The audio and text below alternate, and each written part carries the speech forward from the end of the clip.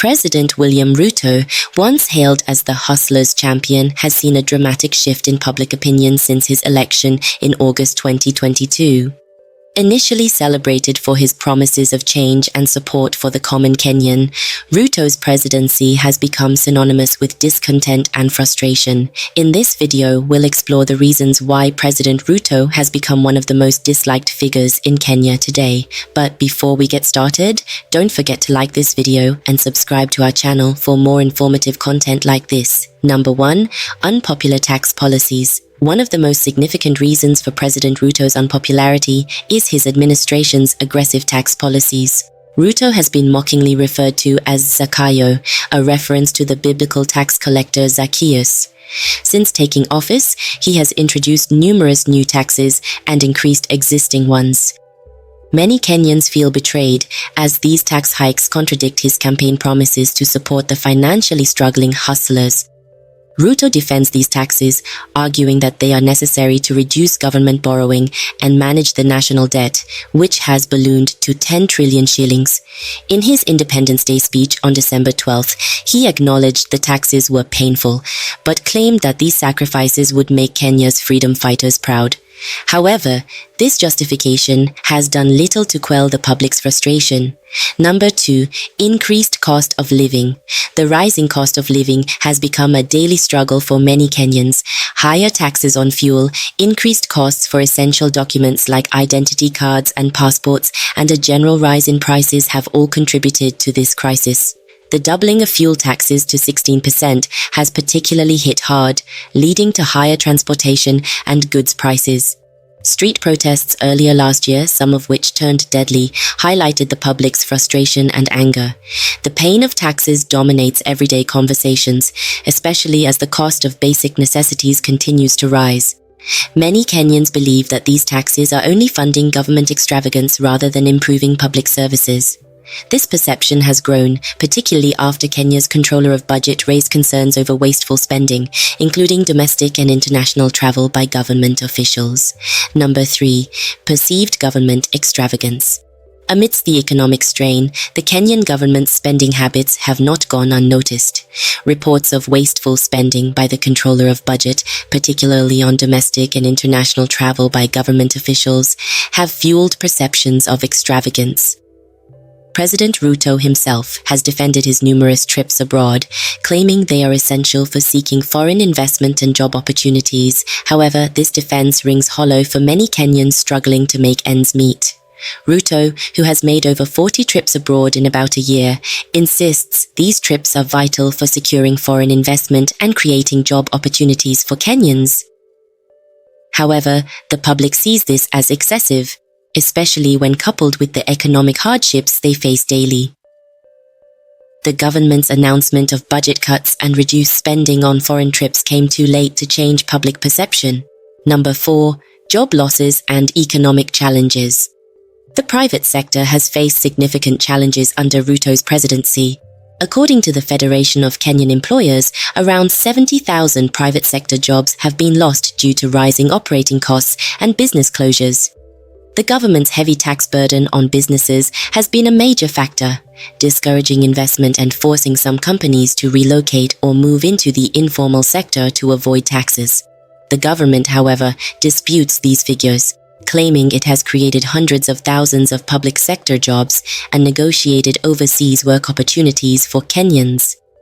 Economist Ken Gichinga argues that Kenya's heavy tax burden on businesses intended to generate revenue is counterproductive. It leads to job losses and reduced economic activity as firms either relocate to other countries or move into the informal sector.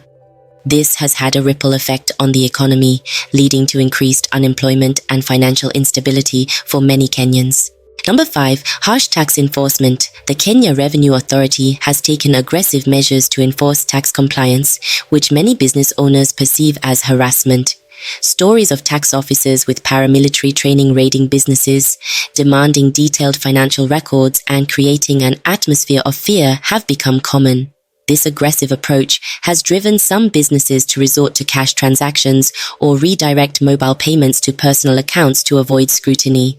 Mike Muriuki, the director of an LPG gas distribution company, had to lay off over 70% of his workforce due to declining sales caused by higher taxes and reduced consumer spending power. He recounts how a KRA unit with paramilitary training visited his premises in Kiambu County, demanding sales and income records and taking pictures of his shop. This scary encounter has forced many business owners to hide their earnings and resort to cash transactions, further hurting the formal economy. Number 6. Impact on small and medium enterprises. Small and medium-sized enterprises, SMEs, which are crucial to Kenya's economy, have been hit particularly hard. Higher taxes and stringent enforcement have reduced their profitability and forced many to downsize or shut down. For instance, Mike Muriuki, the director of an LPG gas distribution company, had to lay off over 70% of his workforce due to declining sales caused by higher taxes and reduced consumer spending power. For many SMEs, the impact of the taxes has been overwhelming. The conduct of tax collectors has bordered on harassment, making it difficult for businesses to operate. This has led to a significant reduction in business activities and a shift towards the informal sector to avoid taxes. Number 7. Tourism sector decline. Kenya's tourism sector, once a major revenue generator, has also suffered under Ruto's administration. The declining value of the Kenyan shilling and increased fees by the Kenya Wildlife Service have made it difficult for tour operators to remain competitive. Many tourists now prefer neighboring countries like Tanzania and Rwanda, where they perceive better value for money. This shift has forced some tour companies to diversify into other sectors to survive. A tour company owner, who prefers to remain anonymous, explains how higher taxes have reduced people's ability to spend on travel. The rapid decline of the Kenyan shilling against other East African currencies has made it impossible for him to plan in advance. Additionally, the Kenya Wildlife Service's decision to more than quadruple entrance fees to parks has driven tourists to seek better deals elsewhere. This decline in tourism has forced many operators to look for alternative sources of income. Number 8. Public sector challenges. Even the public sector, which the government claims to have bolstered with job creation, faces its own set of issues. The Treasury has struggled to pay civil servants' salaries on time, and there have been delays in funding constituency projects. This has led to a slowdown in development and increased public frustration. The Treasury Minister recently admitted to MPs that the government was struggling to find money to pay civil servants' salaries and fund constituency projects. This financial strain has affected public sector morale and development, further exacerbating public dissatisfaction with Ruto's administration. Number 9. Economic mismanagement perceptions. Economists and business leaders have criticized Ruto's economic policies, arguing that high taxes and poor management discourage investment and stifle growth.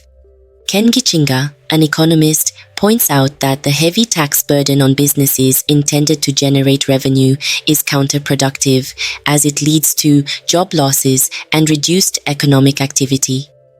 Gichinga argues that Kenya's economic policies have been poorly managed, discouraging investment and stifling growth.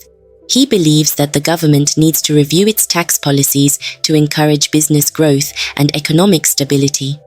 Number 10. Public discontent and protests. The combination of these issues has led to widespread public discontent and protests. Many Kenyans feel that Ruto's policies favor the wealthy and powerful while neglecting the needs of the ordinary citizen. The protests, some of which have turned violent, reflect the deep-seated anger and frustration among the populace. Earlier this year, deadly street protests erupted over the rising cost of living and higher taxes. Many Kenyans feel that Ruto's policies disproportionately favor the wealthy and powerful, neglecting the needs of the ordinary citizen. These protests highlight the deep-seated anger and frustration among the populace. In summary, President William Ruto's tenure has been marked by a series of controversial policies and economic challenges that have alienated many Kenyans. His administration's heavy-handed tax policies, rising cost of living, perceived government extravagance, job losses, and harsh tax enforcement have all contributed to his declining popularity. While Ruto maintains that his decisions are necessary for the country's long-term stability, many Kenyans are unconvinced and continue to call for change. As we wrap up, it's clear that President Ruto faces significant challenges in regaining the trust and support of the Kenyan people. Whether he can turn the tide of public opinion remains to be seen, but for now, he remains a divisive figure in Kenyan politics. Thank you for watching. If you found this video informative, please give it a thumbs up and subscribe to our channel for more content like this. Stay tuned for our next video, where we continue to bring you the stories that matter.